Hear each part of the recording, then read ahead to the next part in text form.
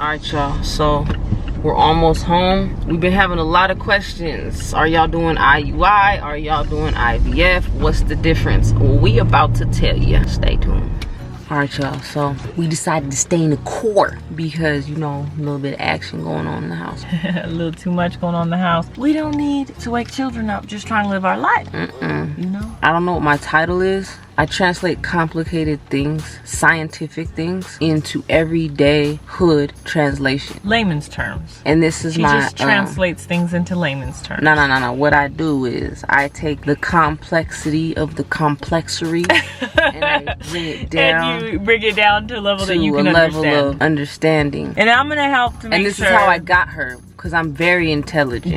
Deep. And I'm here to make sure that she's giving you guys the right information, since I am actually complicated. Yeah, you are complicated. I not understand. Complex. Complicated, baby. You right. You're complicated. You right, niggas. Anyway, y'all, we told y'all we was gonna let y'all know like a little bit more about IUI versus IVF. As you can tell, at this point, we done did both of them. Most of y'all know, for the most part, what IUI is and what IVF is, but there's like some similarities and there's a lot of differences.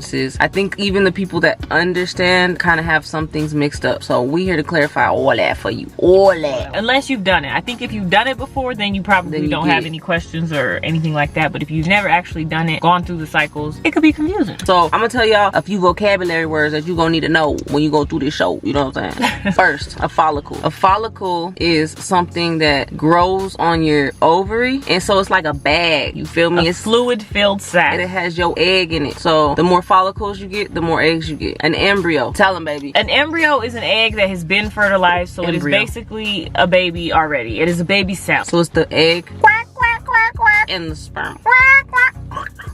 Embryo. Don't even trip. Don't even trip. Quack? Yeah, that's it's an a egg. duck. Oh, what do eggs do? Oh, eggs don't quack, huh?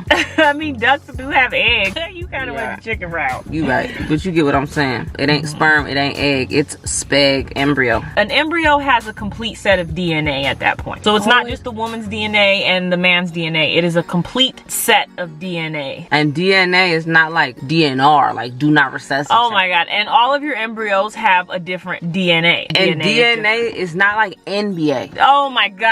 Go ahead. Everybody knows what DNA is. Do not answer. Y'all know what DNA is. Everybody knows somebody that had to get a DNA test. Period. So IVF. IVF stands for in vitro fertilization. In vitro fertilization is the process of fertilization where an egg, you want to be the egg? I'll be the sperm. Where the egg and the sperm meet outside of the body. So it's like, ooh, come over here. Come over here. And the egg is like, stop playing. And I'm like, come here, girl. Come here, you gonna have to work for this. You gonna have to work for this. Girl. Boom, next thing you know, fertilized. This process involves monitoring and stimulating a woman's ovulation process. 5 steps to in vitro fertilization. First step is medication. Medication. You know what medication is? That's all the shots, the pills, all the little stuff that's gonna get your body geared up to do what you about to need it to do. It's what's gonna make you moody and Rudy and Tootie. What it is gonna do is it's gonna manipulate your body into doing what the doctors want it to do. Exactly. Step 2 is to harvest the eggs. Y'all know what harvesting is. It's basically, they gotta go get them. They gotta pick them. The third step is fertilizing them. So it's when they take that egg and that sperm and they put it in a petri dish together and see if they make it crack. And they shake it like a salt shaker. I don't know if they shake it, but basically they try to figure out if it's gonna crack off or not. The 4th step is egg culture, and that's like cultivating your crop. Egg? Embryo. And 5 is the embryo transfer. So let us break it down for you. So in comparison to IUI, there's a lot more meds and shots with IVF. Like we both took a lot of shots. We took shots for about a month and a half. And mind you that the reason why we both took shots is because we did reciprocal IVF. If you're just doing individual IVF, you don't have to take all of those shots. Both people don't take all the shots, just one person does. So we had to like get synced up. So we had to take birth control, which synced up our cycles. My uterus would be ready to accept an egg when it was time to place the egg in there because it was at the right place in its cycle. So we would be ovulating around the same time. So the birth control kind of like can push your ovulation forward or move it back or whatever. Pause, hold, pause, hold, pause, hold. And then it allows for the lining of my uterus to get built up so that it's fresh enough thick enough, juicy enough. Juicy enough. You know, this, let me, okay, I'm not gonna. So with IVF, there's more monitoring. Like I had to go in and get blood work and ultrasounds all the time. Like almost it felt weekly. Like every week. It was, huh? It was about weekly. The first time it wasn't every week, but then because of some complications, the second time it did become weekly. Yes, and we're gonna tell you about them complications. So just sit back, enjoy the ride. You need to go get a drink, go get a drink. When you compare IUI and IVF, you have better odds of getting pregnant. Yes. Why? Tell them, baby. Because they are taking most of the work away from the body, the sperm, the egg. It's all already done for you, and they're placing basically an already made baby. Hold on, girl, because we gotta keep it gangster, okay? I'm gonna tell you why, because babies get too professional. So it's already embryo, so like you don't gotta go to the club and try to find a ready-made baby. You ain't gotta go find nobody. Nobody has to swim up no canal to do nothing. It's like a dating thing. Like you sit down at the table, here's the sperm, here's the egg, what you doing? They put you in the thing, boom, either you fertilize or you don't. You ain't gotta shoot the club up, you ain't gotta do none of that, none. The only thing that has to happen, the embryo has to stick to the lining of the uterus. So that's why it gotta be juicy. It needs to be thick and juicy, like some chicken. No, nobody likes thick and juicy chicken. Do y'all like thick and juicy chicken? I don't think I do either. Never mind. So baby had to do this test because she was carrying the baby. So she had to do this test. It's kind of like a crib test, you know? They put some blue dye in you and they let it thug. They shoot the blue dye up in your uterus and they watch how the dye spreads. And the dye's like, so basically it's just to see like, is your uterus even viable to carry a baby? Is it slanted? Does it go to the right? Is it tilted to the back? Do you got some fibroids up in there? Do you got some blockages in fallopian tubes? They just ride what you got going on it's up in the body. The Uke tribe. It's riding through the body like this.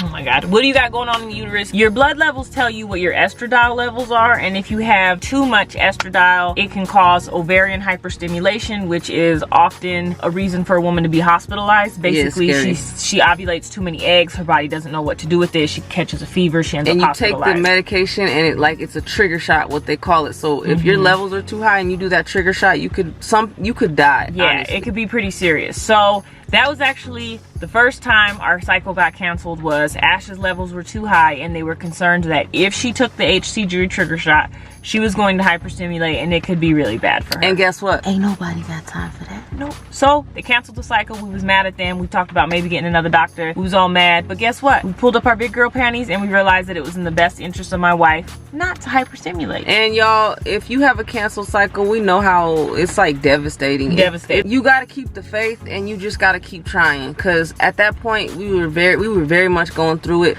but we just, you know, it was very sad. We cried. We just felt very let down. During IVF, you got to try to stay positive, right? You got to believe it's going to work. You have to stay positive, and so you really do believe it's going to work. You're like, the odds are great. This happens for women all the time. We got this. But then we got to a stopping point like, where it was out of our control. You ain't got this. Mind you, we had to buy all the meds again to start over. And mind you, meds are very expensive. And if y'all want to know who our doctor is and you really want to use our doctor, let us know, because we can, you know, we the plug you in, hook you up, plug you in, you know. All right, so the next thing, this was one of the most painful things that I've ever been through, honestly, and it was the egg retrieval. So, but not everybody's egg retrieval is painful. I've heard that most of them are, but I don't know that they were as painful as mine. Tell them why it was so painful, baby. Tell them.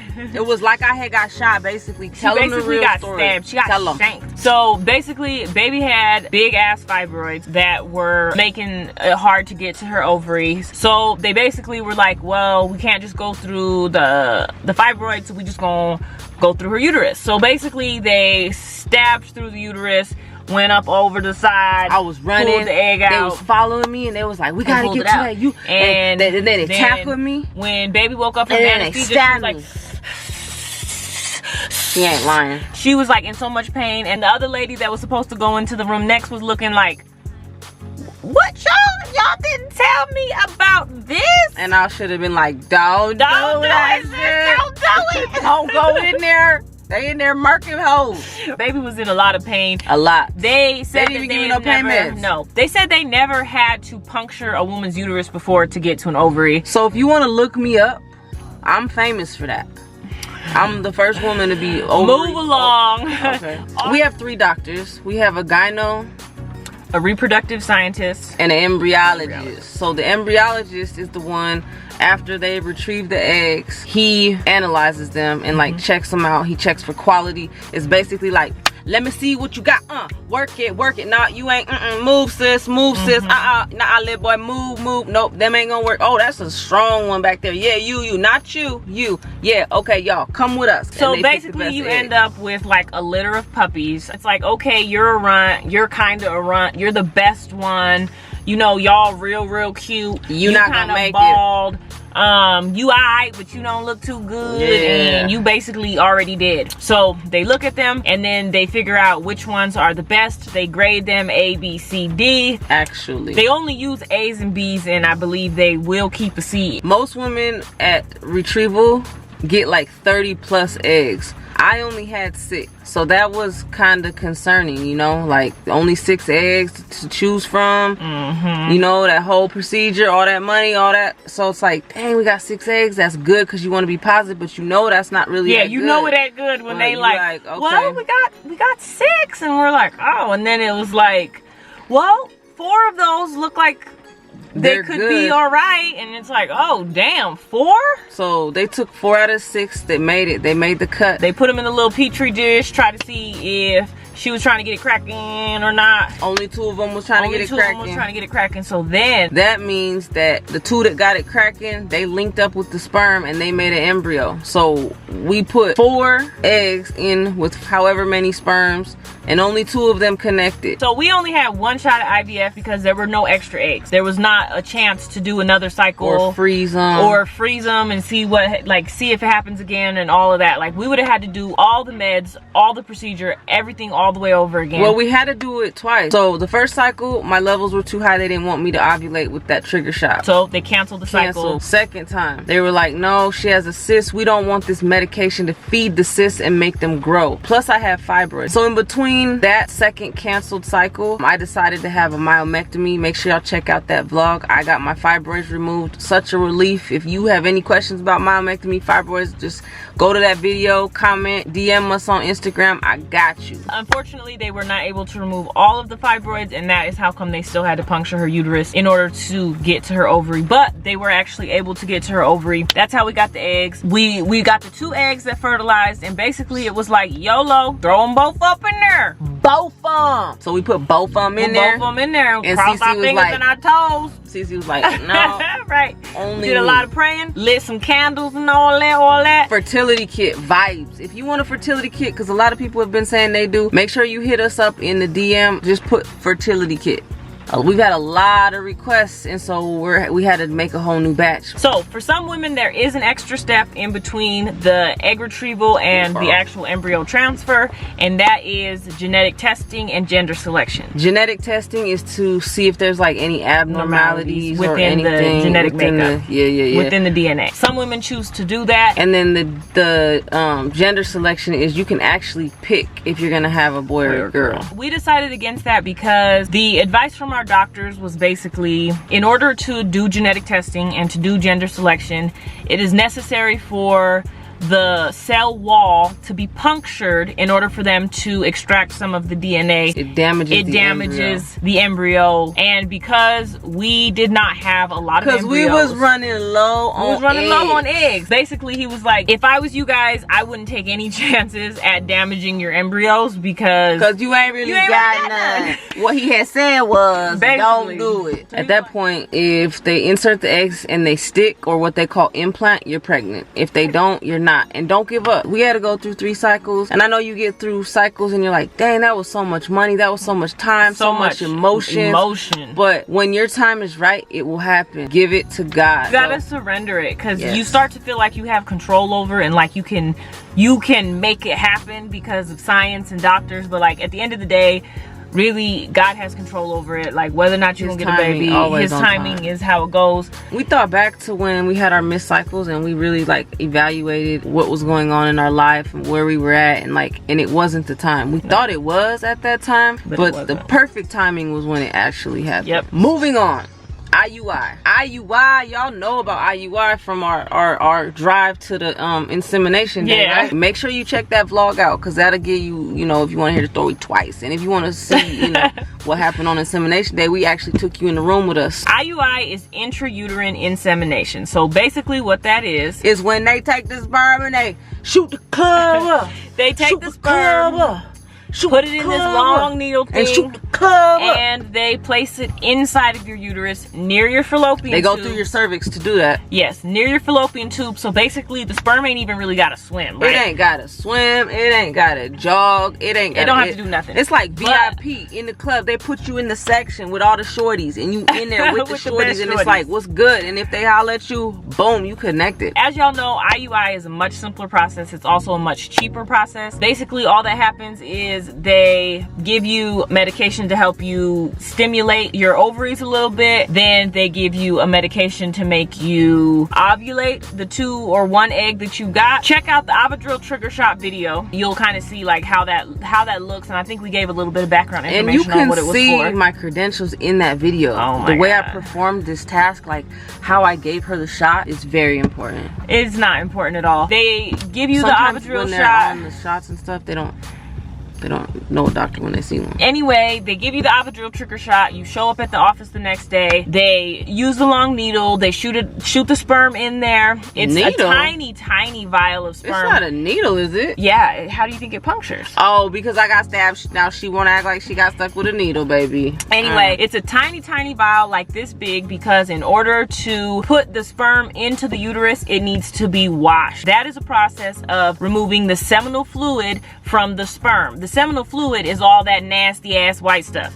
The sperm is this little microscopic stuff that is not all that nasty ass white stuff. Girl. So what?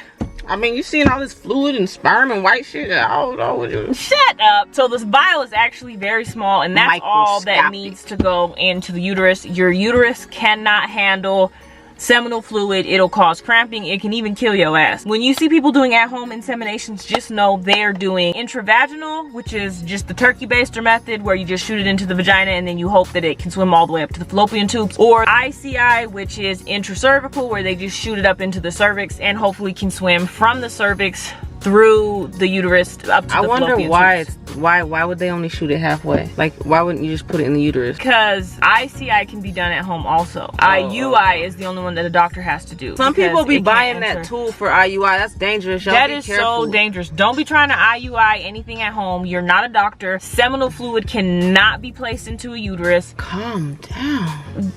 When I found out that people was really trying to IUI at home, she got mad. She got big mad. I got mad because it's not that much. You gonna waste more sperm trying to do that, but I mean, people gonna choose how they want to choose. But well, just my advice, if you just shoot it in your vagina, then right. But my advice to you, if you're using a donor, is to just check around on IUI, because IUI is very affordable. It's affordable, and like, you don't want to waste your vials of sperm. They probably cost more than the procedure does, and a lot of people don't understand that or know that. But shout out to anybody who's trying to conceive. We love y'all so much. We are here. Praying we for y'all. Support you. Thank you for all of the support you've given us. We couldn't do none of this without y'all. I mean, we could, but we don't want to. If you have any other questions, make sure you comment them down below. Follow us on Instagram, Ash and Wit. We're gonna be doing a Q&A, like a fertility Q&A. Any questions you have, it doesn't have to just be fertility, but we've been getting a lot of questions that we can't keep track of, so we're gonna post that up. Stay tuned on our Instagram. We love y'all, and I know y'all been waiting to hear me say this, because I haven't said it in a long time.